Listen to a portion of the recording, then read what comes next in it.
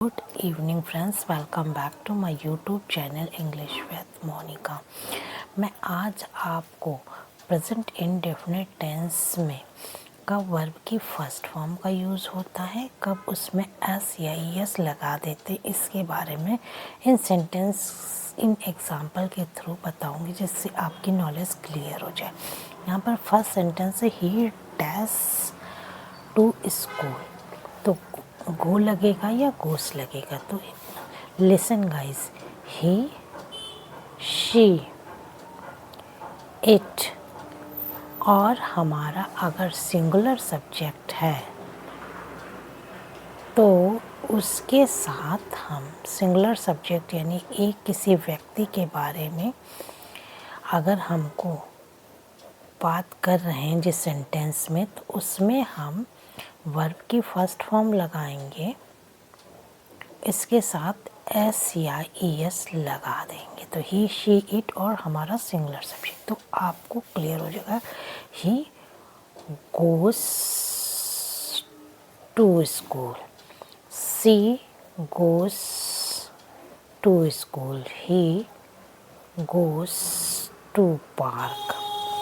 अब listen guys, I, we, you, they.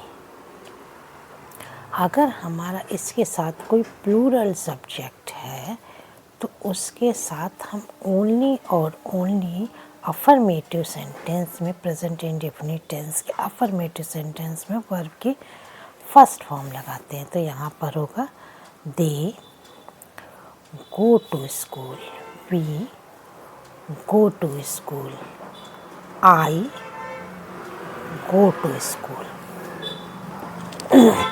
You go to school, Ravi goes to school. Ravi हमारा singular subject है, इसके साथ गोस लगेगा। रीता भी हमारा सिंगुलर सब्जेक्ट है, फीमेल है, इसके साथ भी गोस लगेगा, goes to school. The boys हमारा प्लूरल सब्जेक्ट, और मैंने बताया प्लूरल सब्जेक्ट के साथ केवल ओनली और ओनली वर्ब की फर्स्ट फॉर्म लगती है। The boys go to school, the girls go to sentence. अब मैं आपको बताती हूँ निगेटिव सेंटेंस में कब डू लगता है, कब डस लगता है। सेम रूल्स फॉलो होता है।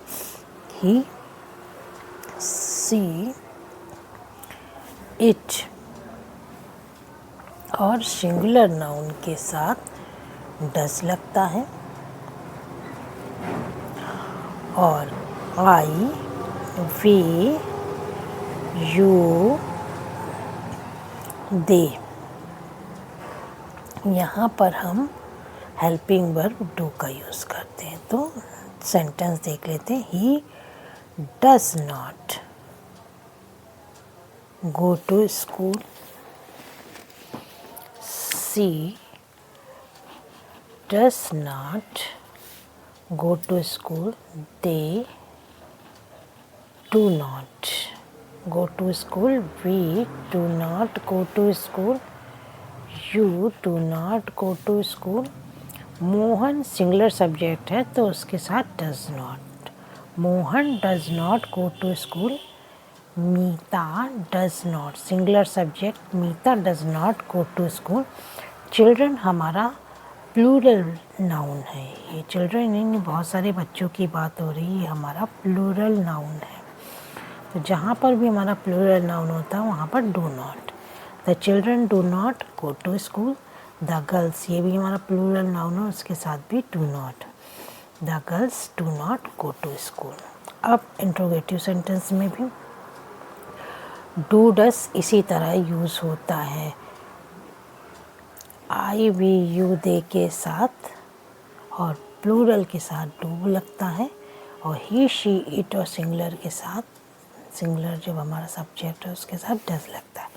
तो ही के साथ does, does he live here, does she live here. They के साथ डू लगेगा, do they live here, Do you live here? Do we live here? Do these boys live here? तो मैंने आपको अफर्मेटिव सेंटेंस, निगेटिव सेंटेंस और interrogative sentence में detail में बताया कि कब वर्ब की फर्स्ट फॉर्म लगती है, कब ईएस और एस लगता है, कहाँ पर डू और डस का यूज़ होता है। एग्ज़ाम्पल के थ्रू आपको समझाने की कोशिश की। यदि आपको वीडियो अच्छी लगे तो लाइक ज़रूर कीजिएगा और चैनल को सब्सक्राइब ज़रूर कीजिएगा। Thank you for watching my video, keep watching.